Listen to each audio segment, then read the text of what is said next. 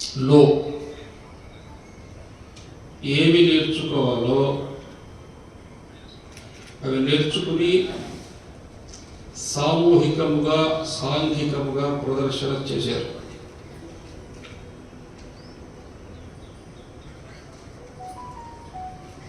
ఈరోజు ప్రత్యక్ష దైవము, మనము దేవీ దేవతలను ఊహించగలము, భావించగలము, కానీ రోజు కంటితో చూడగలిగినది ప్రత్యక్ష దైవముగా మనము పిలుచుకుంటూ ఉండేటువంటి సూర్య భగవానుడు.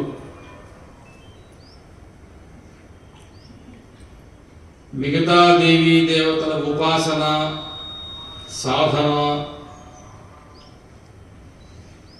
వాళ్ళ అవసరాన్ని బట్టి అగత్యాన్ని బట్టి చేసుకుంటాం.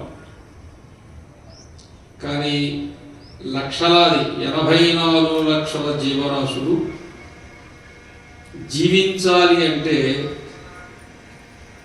ఇక నీవు పూజించక్కర్లేదు, జపించక్కర్లేదు, తప్పించక్కర్లేదు, ఏం చేయక్కర్లేదు. పొద్దున 6 గంటలకు ఆయనే వచ్చి నిన్ను నిద్రలేపుతాడు. అలా ఈ జీవరాశులందరూ కూడా చెట్లు కావచ్చు, పశుపక్షాదులు కావచ్చు, మానవ జాతి కావచ్చు, మనుగడ సాగిస్తూ ఉన్నదంటే దానికి ప్రధానమైన కారణము ప్రత్యక్ష దైవమైనటువంటి సూర్య భగవానుడు. శ్రీరామచంద్రుడికి అగస్త్య మహర్షి ఆదిత్య హృదయ మంత్రాన్ని ఇచ్చారు. ఎందుకు అంటే, ఒకటి, ఎటువంటి పరిస్థితుల్లో కూడా తాను ఆరోగ్యంగా ఉండడానికి, 2, తన ఎదురుగా ఏ శత్రువు కూడా బలము కలిగి నిలబడకుండా ఉండడానికి. ఎంతటి శక్తివంతుడైన శత్రువు ఎదురుగా వచ్చినా ఈ ఆదిత్య హృదయ పారాయణం చేసినటువంటి వాళ్ళకి వీళ్ళను చూడగానే వాళ్ళ బలం తగ్గిపోతుంది.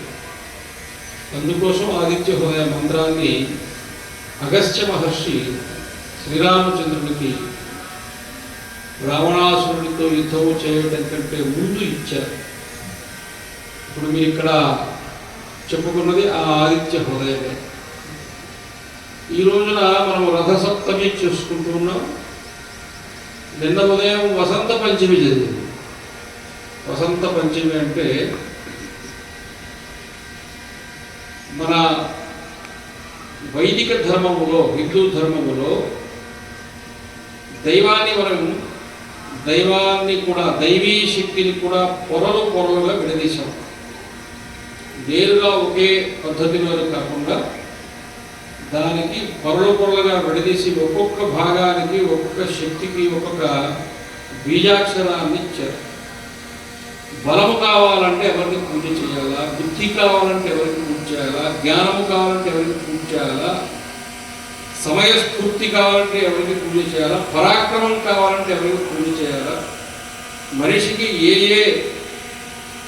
ముందుకు నడవవలసినటువంటి తేజస్సు ఏది కావాలనో దాన్ని ఏ రకంగా ఉపాసన చేస్తే దాన్ని ఎలా పొందగలము అనే దానికోసము దైవీ శక్తిని ఇప్పుడు మనకు సూర్య భగవానుడికి సంబంధించి సప్తాశ్వర కూడా ఉన్నాం. అంటే 7 రంగులు, 7 గుర్రాలుగా ఆ సూర్యుడు అలా వెళుతూ ఉంటాడు అని చెప్పి, రథం అని చెప్పి. అలా 7 రంగులు మనకు నేరుగా కనపడవు, కానీ తగ్గించి పరీక్షించి చూస్తే కనపడతాయి. అలాగే దైవీ శక్తిని ఎలా ఉపాసన చేయాలని విడదీశారు. అలా జ్ఞానము కావాలి అంటే ఎవరిని మనం పూజ చేసుకోవాలి, సాధన చేసుకోవాలంటే జ్ఞాన సరస్వతి. ఆ సరస్వతి అమ్మవారి మరి ఒక పేరే జ్ఞానదాయిని, హంసవాహిని, విమలమతి.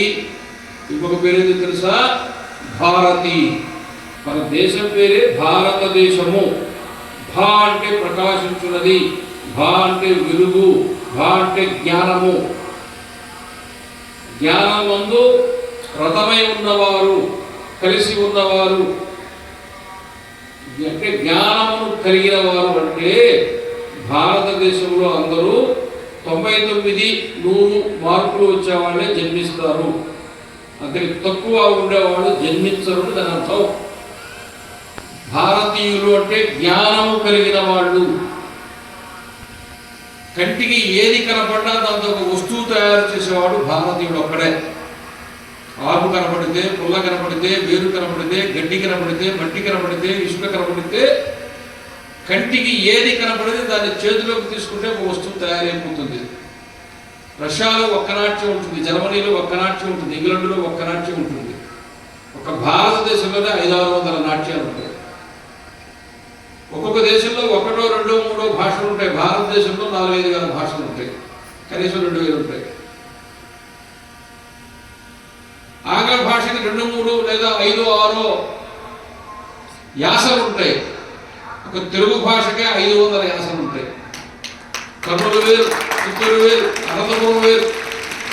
కర్నూలులో మాట్లాడినట్టు ఆదోలో మాట్లాడు, ఆదోలో మాట్లాడినట్టు మంత్రాలయంలో మాట్లాడు, కర్నూలు మంత్రాలయంలో మాట్లాడినట్టు నంద్యాలలో మాట్లాడరు.